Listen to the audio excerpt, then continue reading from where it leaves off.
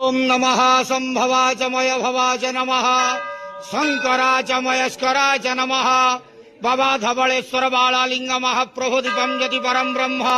दीपम ज्योति जनार्दनः दीपहरत मे पापो पूजा दीप नमस्तुते अहे धवलेश्वर बालालिंग महाप्रभु संसार सुखी रखंतु